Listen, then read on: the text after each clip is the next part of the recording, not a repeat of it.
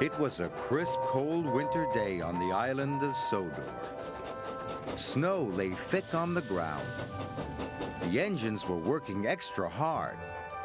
James was pulling the slow goods train. He had stopped at a signal. Percy pulled up alongside carrying the mail. "Hello, James," said Percy. Then the signal changed to green. "Goodbye, James," whistled Percy, and he was off in a flash.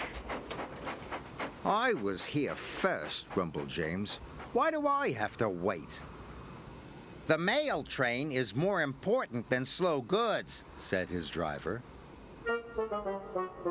Later, when James stopped for water, Thomas was already in front of him. "I have to go first," said Thomas excitedly. "I am a guaranteed connection." "Everyone has a more important job than me," grumbled James. "Nonsense," said Thomas. "Everyone knows you're a really useful engine." But James wanted to be an important engine, too. Later that day, Sir Topham Hatt came to see James. "You must take coal to all the stations on the island," he boomed. "If the fires in the waiting room go out, the passengers will get cold and complain." "It is a very important job," he added. "You can rely on me, sir," said James proudly. Sir Topham Hatt left. James was excited. "An important job," he said happily. "Pah!" sniffed Gordon. "It's only a load of coal, after all." "Nonsense," snorted James. "I am going to keep the passengers warm. What could be more important than that?" And he wheeshed over to the water tower.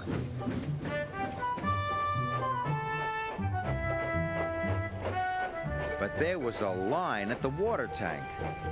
"Come on," he steamed impatiently. "I have an important job to do." "Wait your turn, bossy boiler," said Thomas. James felt too important to wait, so he didn't. James rushed to the coaling station. He met Edward waiting at a junction. Edward was looking bothered. He had too many jobs and he was feeling puffed out. "Can you take these slate cars to the quarry?" Edward asked. "Sorry, Edward, but I can't," puffed James. "I've got the most important job on the island." And he chuffed grandly away.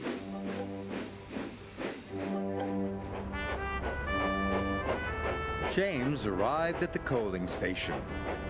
He buffered up to the coal cars and was on his way.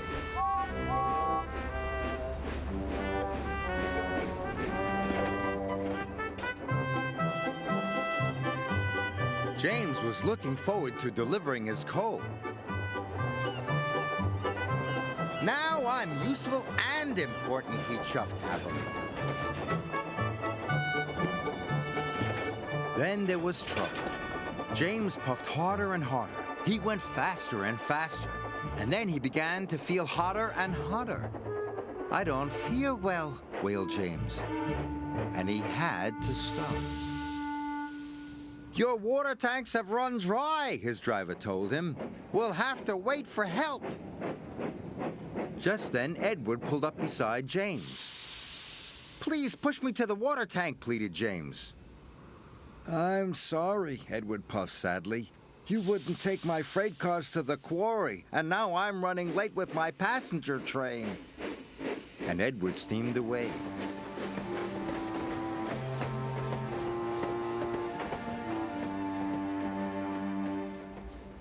Edward stopped and told the signalman all about James. The signalman telephoned for help, and soon Salty was on his way. He pulled up alongside James. "Why didn't you fill up with water this morning, matey?" James told him about the line at the water tank. "I've heard you were too busy to help Edward, too," said Salty. "I was in a hurry," protested James. "Mine is the most important job on the island." "No job is more important than helping another engine," said Salty firmly. And deep down in his boiler, James knew Salty was right. Thanks to Salty, James's water tank was soon filled and he was well on his way. He knew he had to make up for lost time. Then James saw Diesel up ahead. He had broken down and looked unhappy. James wanted to tease him, but then he remembered what Salty had said. "No job is more important than helping another engine," he said to himself. "And even Diesel is an engine. Come on, Diesel. I'll push you back to the sheds."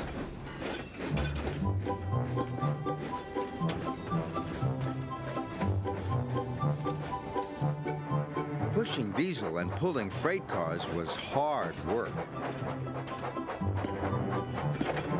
At last, James got Diesel to the repair yard, but he still had to deliver his coal.